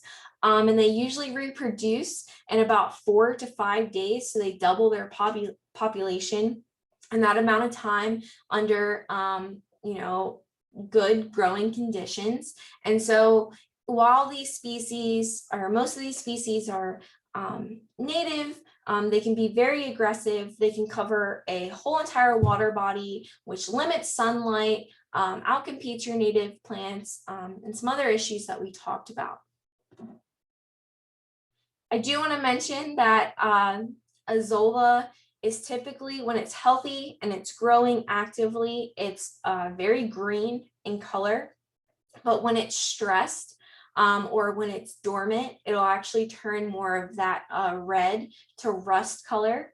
And so a lot of people, I don't know if they treat it necessarily like duckweed or think it's a type of duckweed. I've definitely gotten those emails before, but I don't know if they're treating when they think it's duckweed or managing it, but they never reach out for management options until it's red and they have this rust colored pond and they want to know what it is. But I personally like Azola.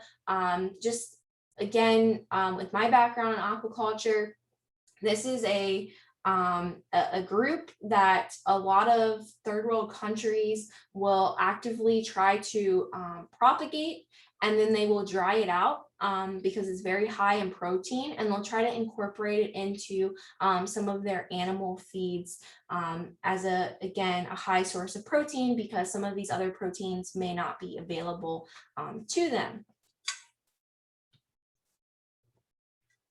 So here's some very up close photos from Peggy. Her photography is great.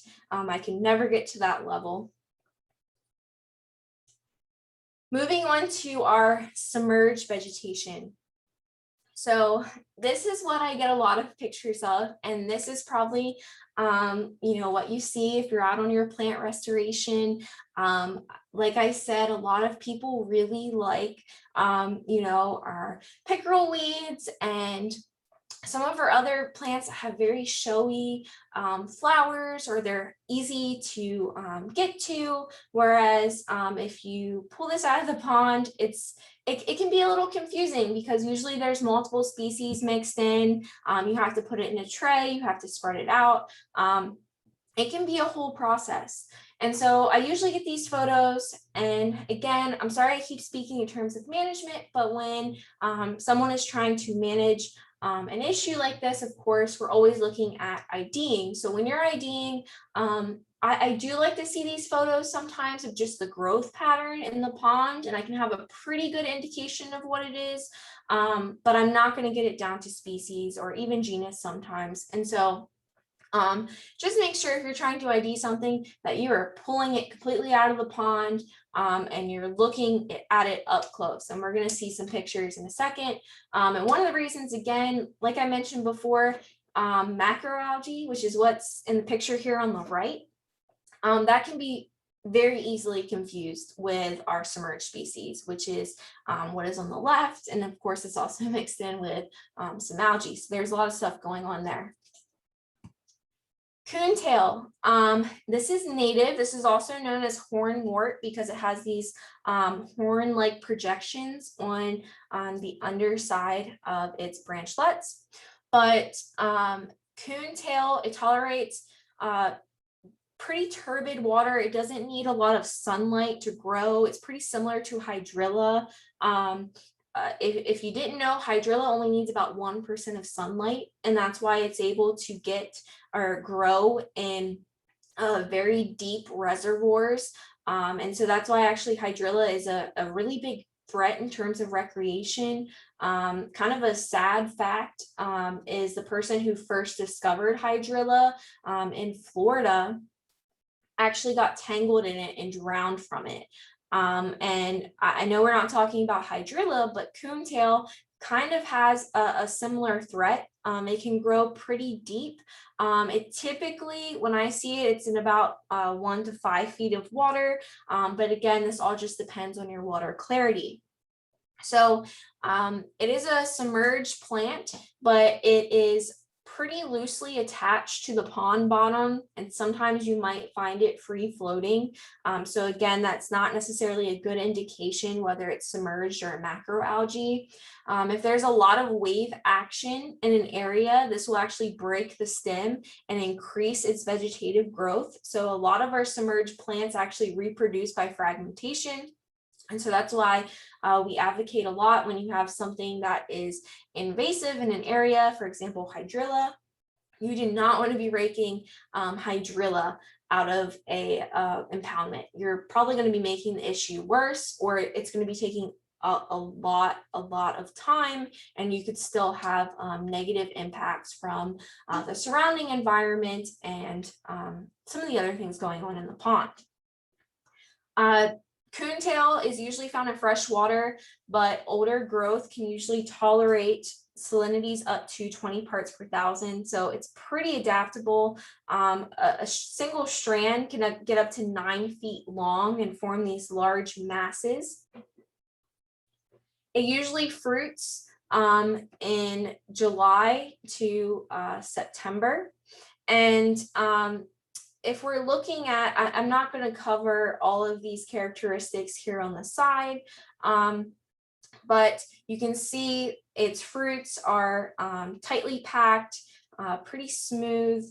They're actually commonly found in a lot of duck digestive tracts, especially your coots. You'll see here an up close of one of the branchlets that we have are our leaves. And so sometimes it can be confused whether Egeria or hydrilla, but their leaves are slightly wider and they're serrated on the edges, whereas coontail has more thread-like leaves and they are branched. and they have horns only on the underside of the thread. So here's an up close picture of two different types of aquatic vegetation. And so just in the chat, I thought it would be interesting if you guys could tell me what's on the screen. We've covered them, we talked about them. So what's on the left and then what's on the right?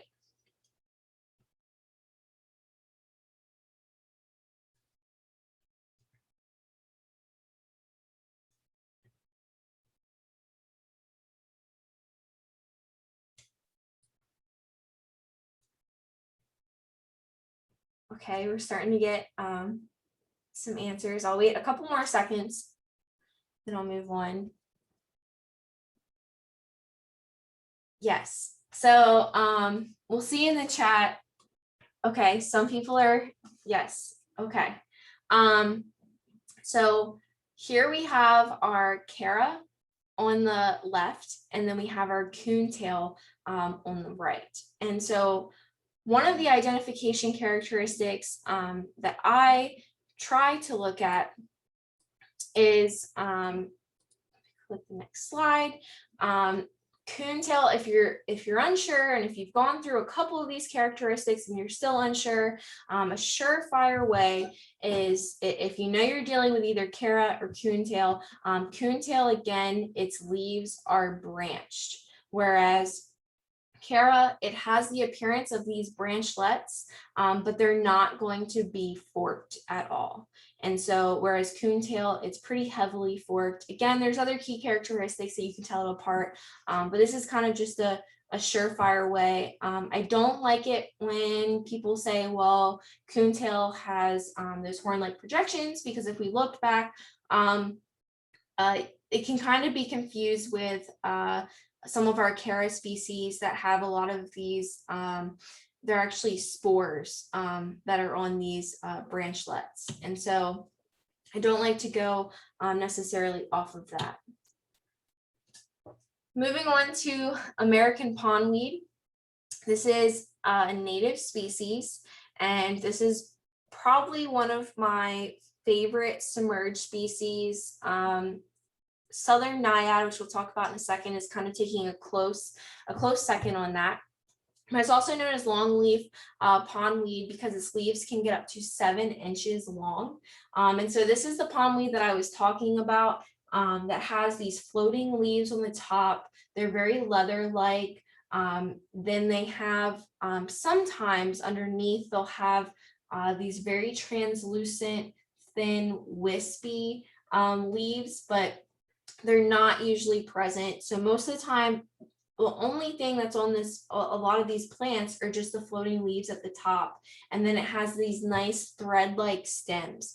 And so this is very nice, especially if you have a fishery and if you have fish that are trying to maneuver and you don't want to impact your predator-prey relationships, because of course, something like Coontail, if you have dense mats of that, that's really going to affect the overall relationships in your pond. But American pondweed, even if it gets a little out of hand, because as you can see, the leaves are overlapping, and it might prevent some of that sunlight entering in, but it still has those nice thin thread-like stems. And so it can get up to 6 feet, or get up in water about 6 feet deep. So it's not going to go out necessarily in the middle of your pond if you have, if you're kind of the average Texan, or in some of these larger reservoirs, it's definitely not going to get out into the center of the pond. Forgive me, or center of the reservoir. Forgive me for keep saying pond, but that's typically what I work with. And so you'll see at the top here is what is very characteristic of our pondweeds is for the seed head to be on a very apparent spike. And American pondweed has a very large seed head. It carries about 150 to 200 seeds per this spike. And it can be very important to your diving and puddle ducks.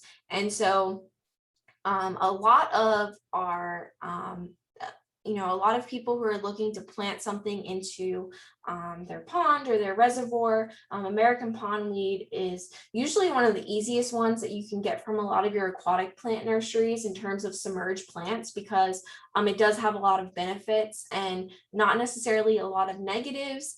And it's very easy to manage if it gets too out of control. Southern Naiad, so this is also known as bushy pondweed, and I used to call it bushy pondweed, but I think I started confusing people about, you know, the true pondweeds. So that's our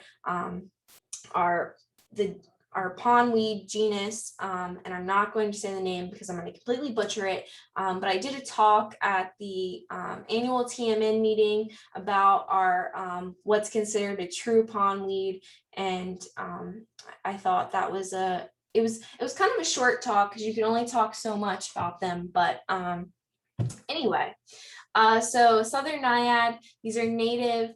They're pretty intolerant to salinity, especially right after germination, but some of our older growths can tolerate salinities up to 3.5 parts per thousand. It's a pretty ideal habitat for a lot of our invertebrates. Puddle and diver ducks consume both the seeds and the vegetative portions. And so they do have wildlife value in terms of food sources. We typically find these in shallow clear sites, about 6 inches to 3 feet. They kind of create little hedgerows around the water body. When we are transplanting them, we're just transplanting them mid to late season to develop a nice seed bank. So it's not as tricky as when you're trying to transplant some of your pondweeds or some of your plants that have a very dense root system. Usually with Southern Naiad, especially, you know, if you talk to any of our aquatic plant nurseries, when they're planting, they just recommend throwing a handful in, you know, and kind of throwing a mass in, and it'll establish. So it's pretty easy to transplant this plant. And this is actually a project that I'm working towards. I'm trying to get a little bit more background in restoration versus just control. If you are trying to manage for naiad, if you have waterfowl or anything like that that you're managing for, a lot of people will do drawdowns during spring to early summer to kind of stimulate a nice little growth before the fall season.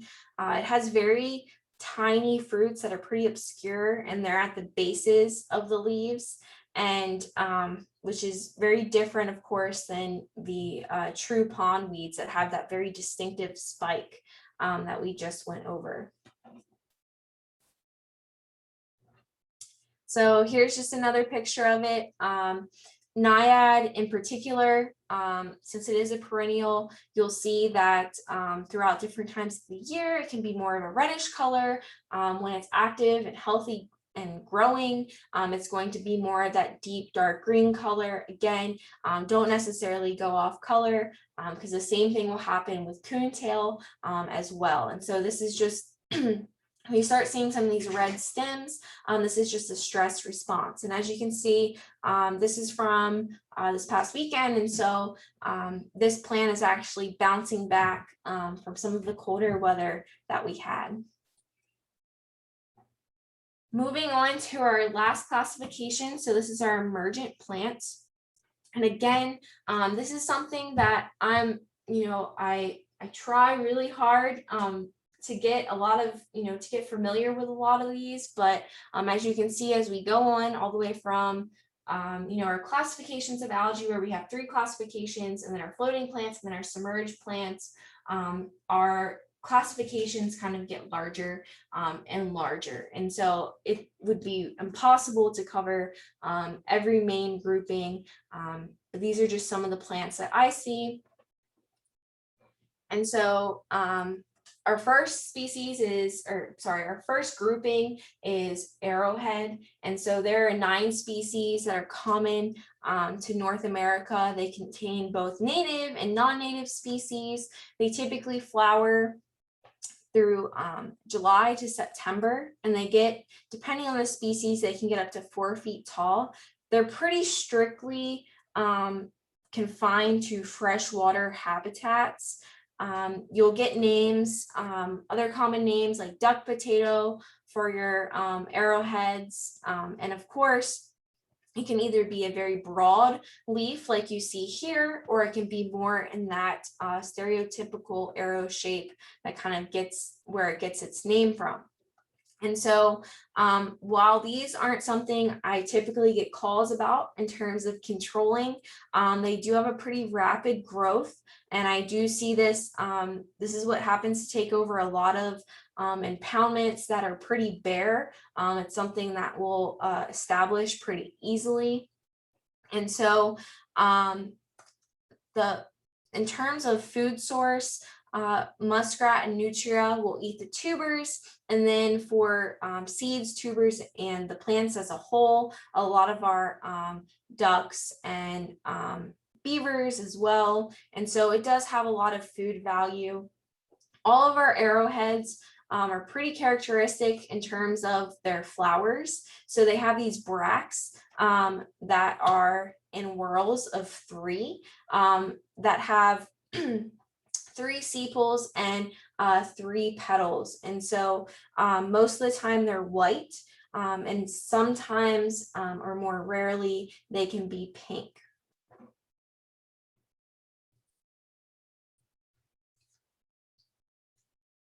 Here we have our water hyzop, also known as Bacopa.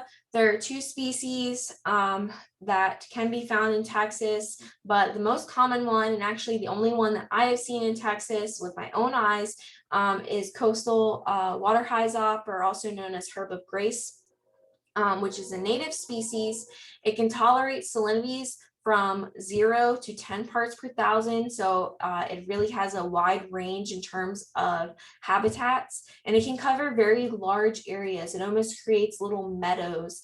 And it's very interesting because I'll see this a lot, especially in your ditches. And if you look for it, it'll be there. And so I see it on a lot of walks with my dog and things like that. The stems can get up to a foot. They're very fleshy, almost succulent-like.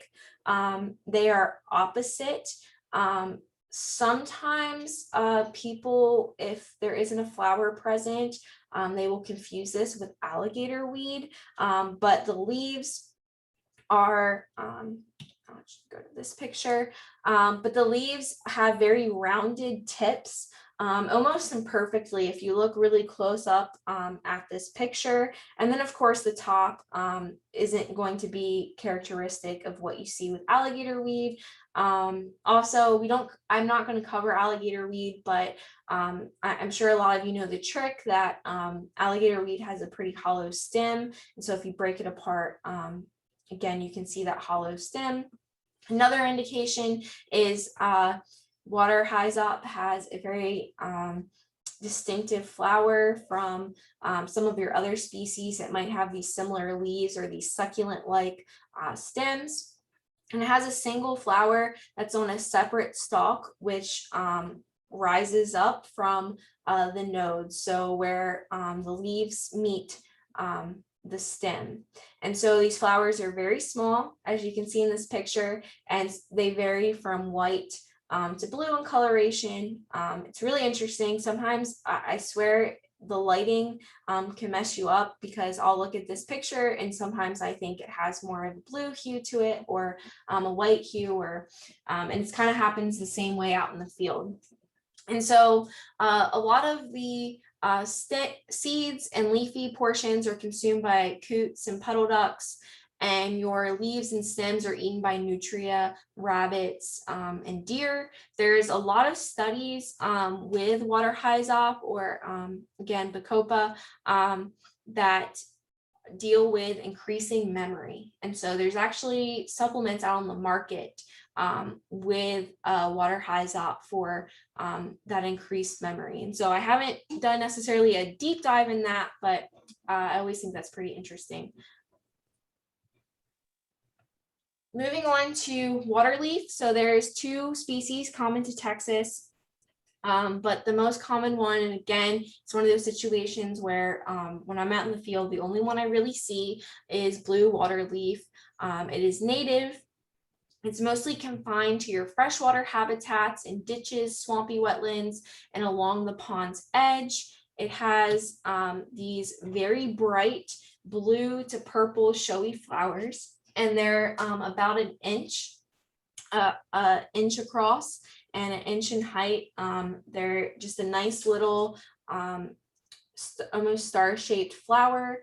And one of the key characteristics, especially if the flower is not present, that's just, again, a quick little key characteristic that you can use in the field, is there is actually a spike at each node. So again, where your leaf meets the stem, you're going to see one of these nice little spikes. And so if you go to grab this plant, it's definitely going to bite you back.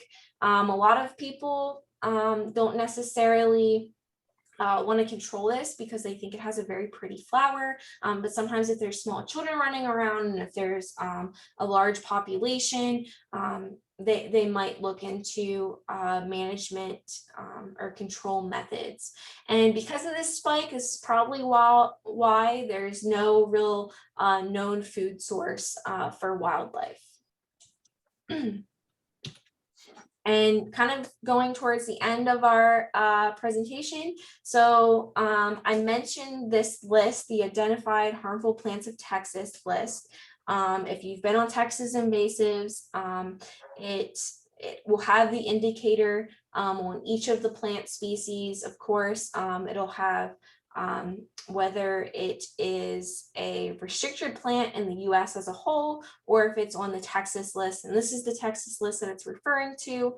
And so, or this is the TPWD Texas list it's referring to. There's a couple of them. But these are all legally classified as exotic, harmful, or potentially harmful. And so no person may possess or place them into the water unless if you have an exotic species permit. And you will see our dotted duckweed, which we talked about for a second. And again, it's in that publication.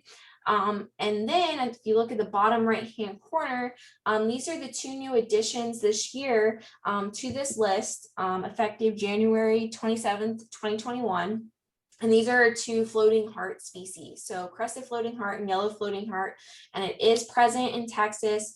They have been put on this list because they have been seen as a tremendous threat. Just looking at, again, we always look at Florida to see what they have, and then we see what kind of damage it's doing in Florida. And even though it's present in Texas, I don't believe it's competing or is as bad as some of our other species on this list right now. So hopefully they've been put on this list far enough in advance that we can kind of cut down on any of these introductions. And I will say, so we're in the process of updating Aquaplant, which I'll show you in a second. And these species are not laid out very well.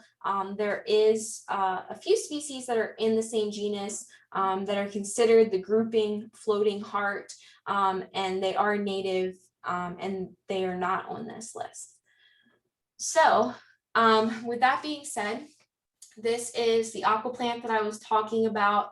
I just like to point this out because even though this is geared towards private landowners, we do have a couple of projects that kind of revolve around this that I presented at the virtual volunteer fair. And so we are updating it thanks to some of these great volunteers that I have. And so we have about 220 plants listed on here. And if you were using any of the QR codes, you saw that it has its key characteristics laid out, all of its management options, which may not pertain to you. And one of the things that the volunteers are really working on is adding in habitat information, food source information, because I think that's really important and valuable to have on there and make this more of a diverse website. So you don't necessarily need to use this website if you're trying to kill something. And so you'll see also that we have the aquatic vegetation fact sheets that are listed here, and that's where you'll find our free publications that are out on, I believe we have the duckweed one, the water lily one. I'm trying to get some more out. And then we have some videos and some other resources. And we also have an aquatic plant nursery list. It's going to be found on the right-hand side along this tab. And so I think I think you'll see some familiar faces on there. I know they do some projects with TMN. And then, okay, my second to last slide is this Texas Master Naturalist Aquatic Plant Photo Submission Contest. And so this is one of the projects I was doing in terms of virtual volunteer fair. And there's actually one of my volunteers, Cynthia, she's a project coordinator for this. So she put all this together and I'm really grateful for her. And so Extension is trying to get photos of these aquatic plants because of course, especially our submerged vegetation, people aren't taking pictures of it because it might be hard to reach. It might not be necessarily the prettiest thing around the pond. And we rely heavily on these photos for education, especially when we're doing virtual or distance.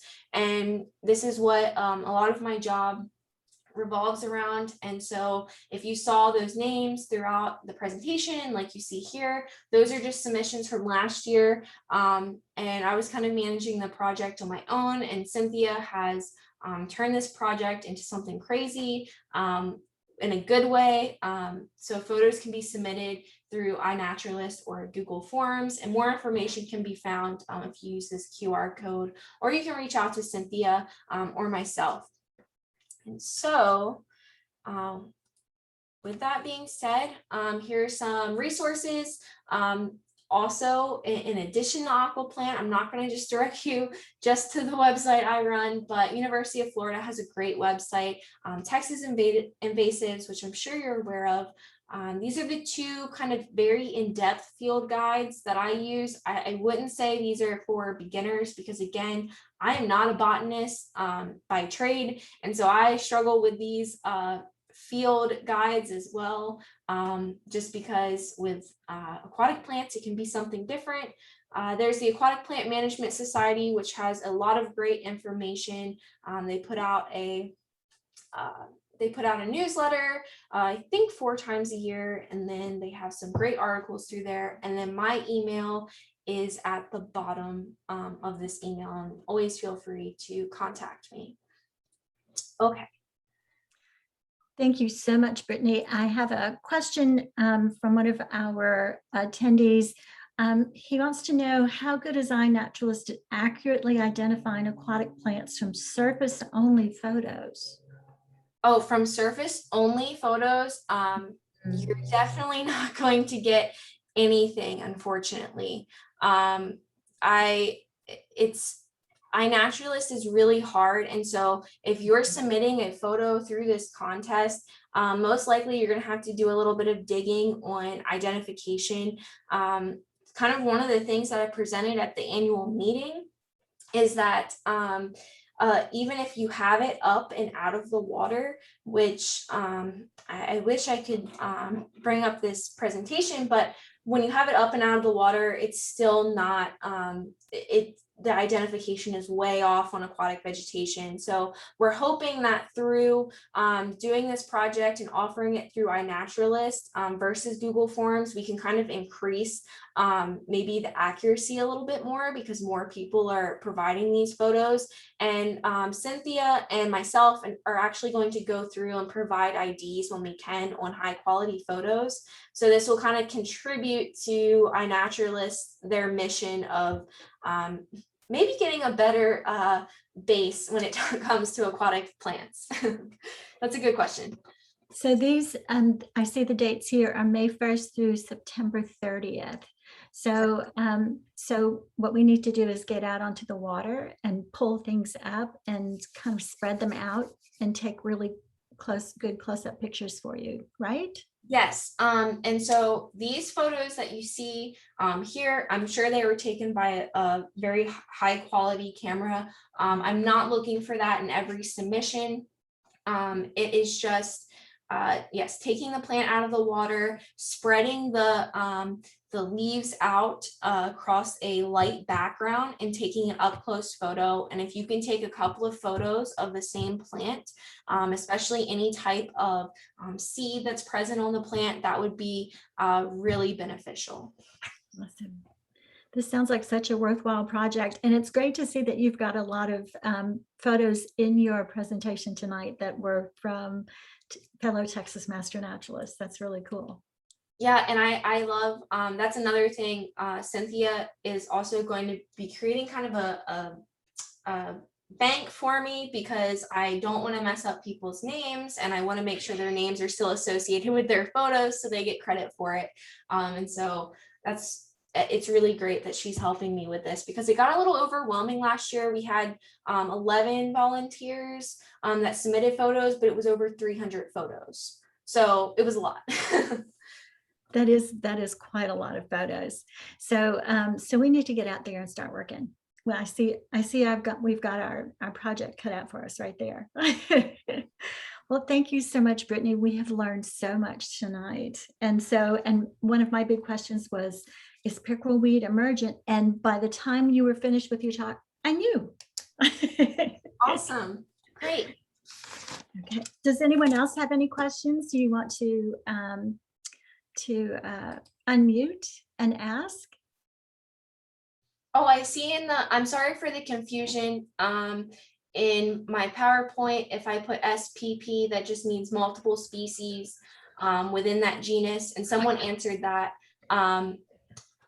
I'm not even sure the subspecies, if I was to do subspecies, what type of abbreviation I would have for that, but I'm glad someone asked.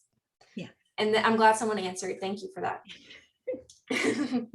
I answered it wrong, but I answered the other question right. So we're good. So I wanted to let everyone know that for your hours tonight, it was 0.75 for our chapter business. So that's 0.75 CB for chapter business, and then chapter meeting, and 1.25 for advanced training. So if we have no more questions, I'd like to thank you all for visiting with us tonight. It was so great seeing you all here, and I look forward to seeing you again next time. Thank you very much, Brittany. Hi, Hey, Wes. this is Wade. Oh, hey, Wade. What was the numbers again? It was 0.75 and 1.25. 125. Mhm. Okay. You're Thank welcome. you. You're very welcome, Wade. Yep. Bye-bye.